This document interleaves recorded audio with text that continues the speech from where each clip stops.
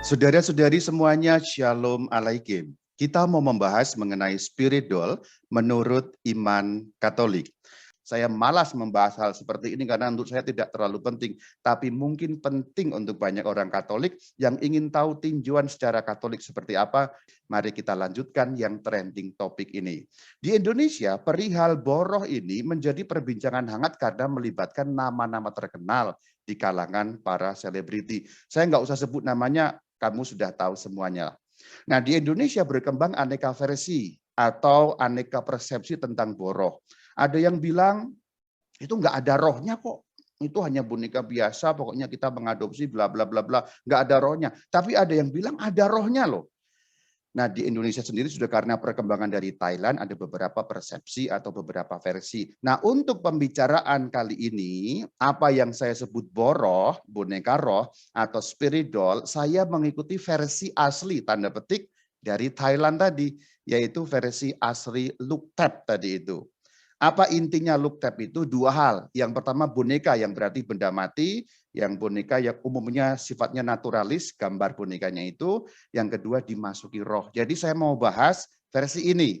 Luktep atau spirit doll atau boroh sebagai boneka yang dimasuki dengan roh yang katanya roh orang mati.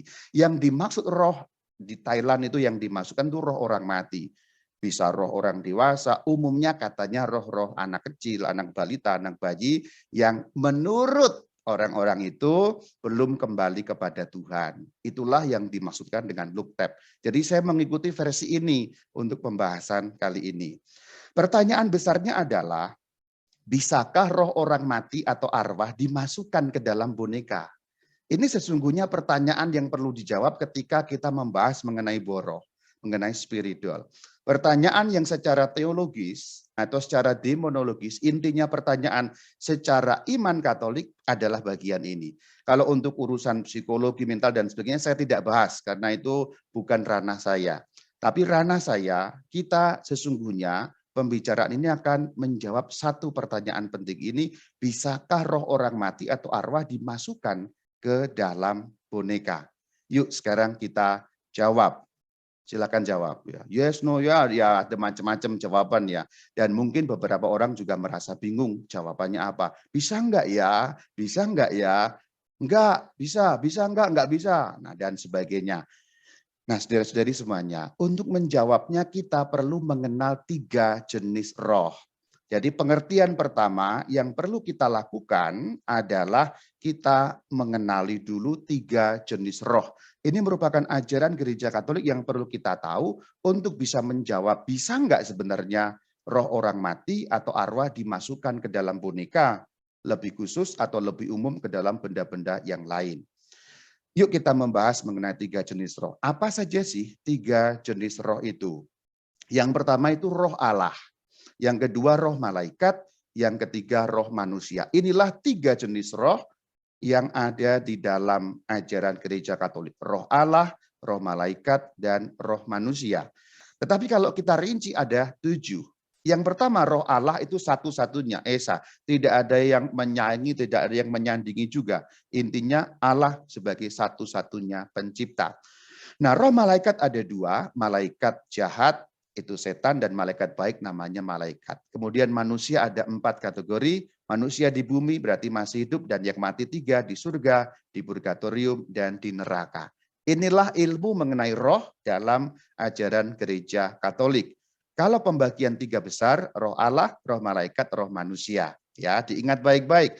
3 pembagian besar kategori roh, roh Allah, malaikat, dan manusia. 7 rincian berarti roh Allah, roh malaikat, roh setan, roh manusia di bumi berarti manusia masih hidup, dan manusia yang mati jumlahnya ada 3 tempatnya, roh manusia di surga, roh manusia di purgatorium, roh manusia di neraka. Roh manusia di surga kita menyebutnya dalam tradisi Katolik itulah Santo Santa, para kudus. Itulah roh manusia yang ada di surga. Kembali ke pertanyaan utama, setelah kita mendalami mengenai 3 jenis roh dalam 7 rincian, sekarang kita kembali ke pertanyaan utama. Nah, apa yang barusan kau dengarkan akan berguna untuk menilai mengenai persoalan spiritual. Pertanyaan utamanya tadi apa? Bisa nggak roh orang mati atau arwah dimasukkan ke dalam boneka? Inti persoalannya kan seperti ini. Yuk sekarang kita lihat mengenai perkara ini. Ingat tadi itu ya, sekarang kita fokus pada roh manusia. Ada roh orang hidup, ada roh orang mati, 3 kategori untuk roh orang mati, 1 kategori untuk roh orang hidup. Roh orang hidup kita tinggalkan, karena yang dibahas kan roh orang mati, yang dimasukkan ke dalam boneka menurut versi Thailand tadi kan rohnya orang mati yaitu arwah. Kita lihat dalam 3 bagian ini, ingat mengenai ini ya, roh orang mati di surga, di purgatorium, dan di neraka.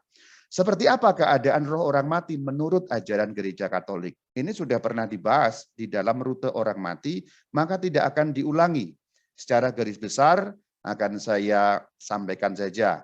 Ketika manusia mati dipisahkan, kemudian jiwa dan raga itu pisah, raga kemudian membusuk di tanah, jiwa diadili. Nah, jiwa sama dengan roh ya.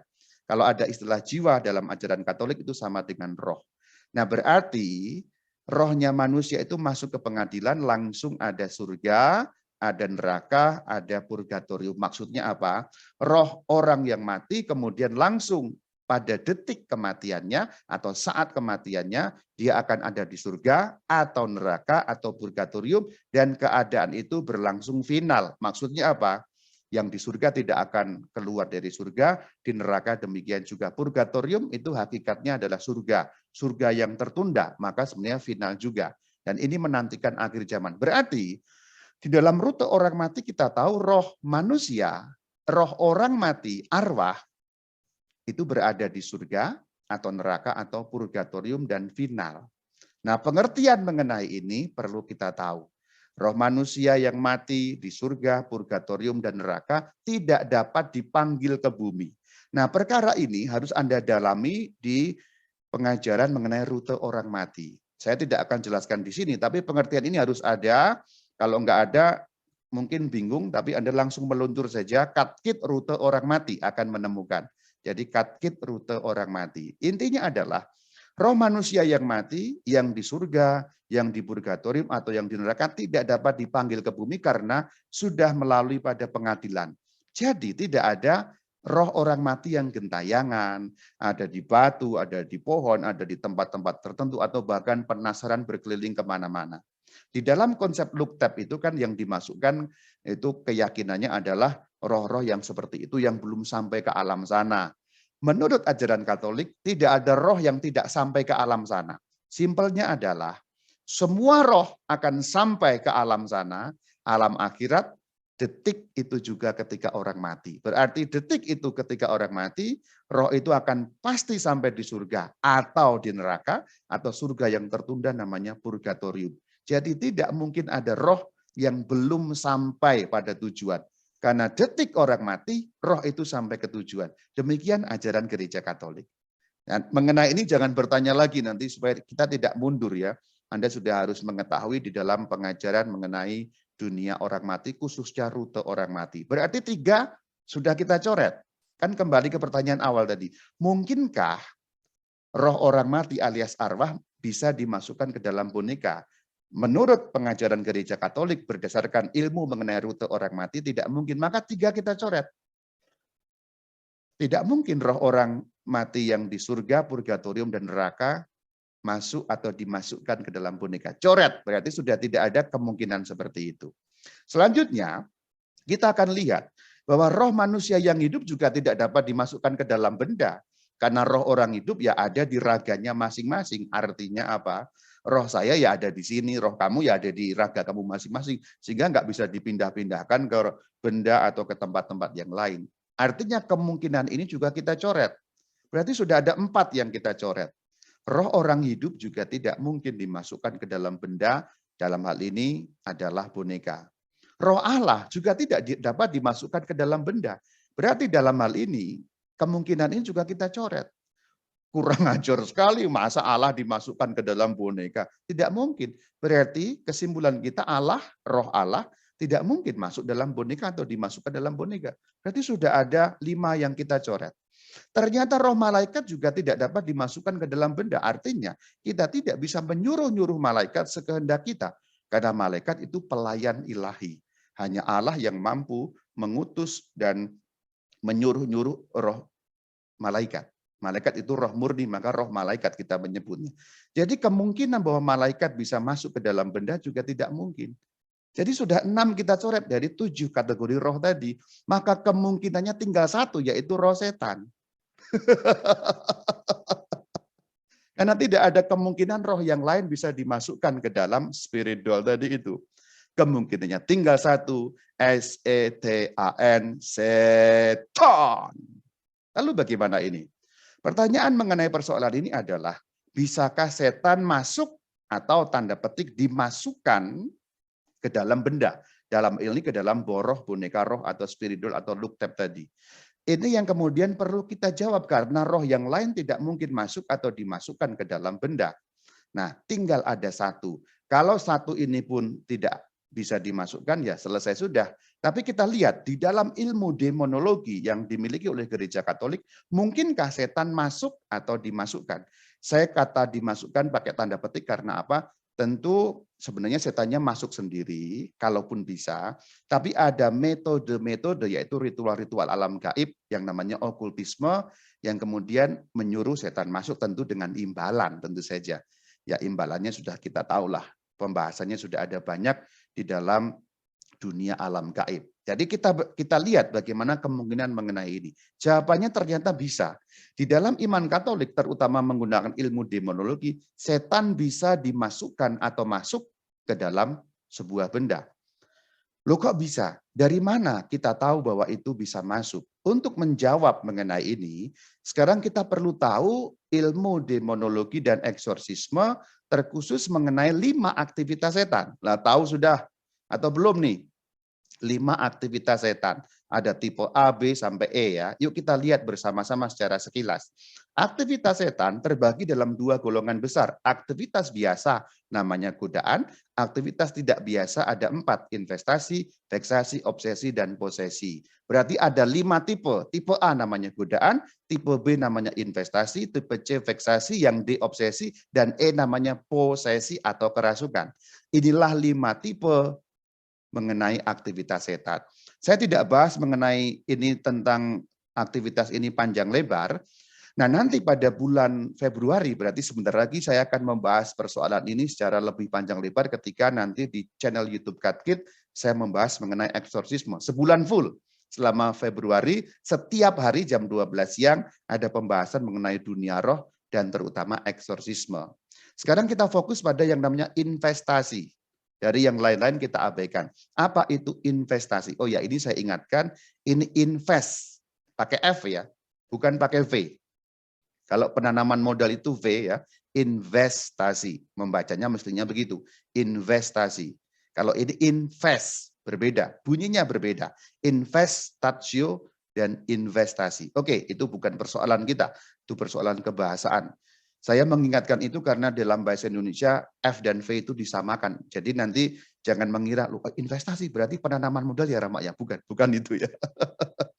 Ini penanaman setan ya. Investasi itu apa?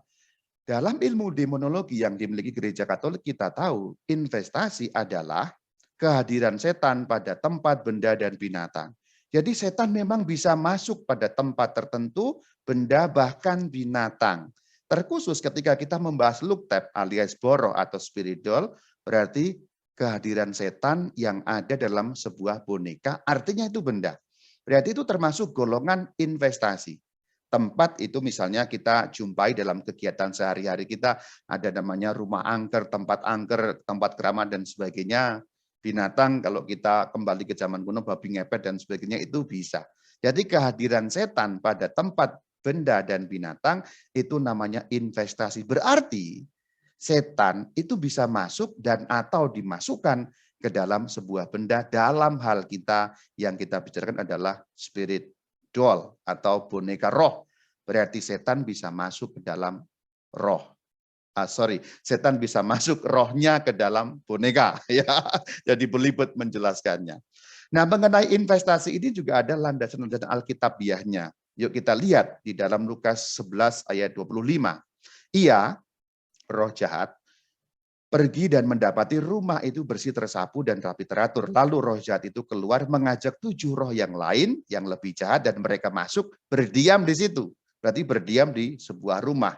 Itu yang digambarkan dalam Lukas pada pasal yang ke-11. Kalau kita lihat Injil Markus pada pasal yang ke-5 juga ada mengenai yang nemplok di babi. Roh-roh itu meminta kepada Yesus, suruhlah kami pindah ke dalam babi-babi itu. Biarkanlah kami memasukinya. Nah, ini dalam ilmu demonologi namanya investasi. Maka pertanyaan tadi sudah menjadi jelas bagi kita. Dari 7 kategori roh, hanya satu kemungkinan yang bisa masuk atau dimasukkan ke dalam benda, yaitu setan. Maka dengan demikian, kita sudah tahu siapa yang bisa masuk dalam roh, ke dalam boneka itu. Hanya setan, kemungkinan yang lain tidak mungkin. Maka kalau kita membahas mengenai boroh atau spiritual atau luktep, kita sudah tahu roh apa yang ada di dalam boroh, yaitu roh setan. Menurut ilmu demonologi, itulah kemungkinan satu-satunya yang bisa dimasukkan ke dalam doll atau boneka tadi. Demikian sebagai wawasan awal mengenai spiritual, saya cukupkan. Shalom Alaikum.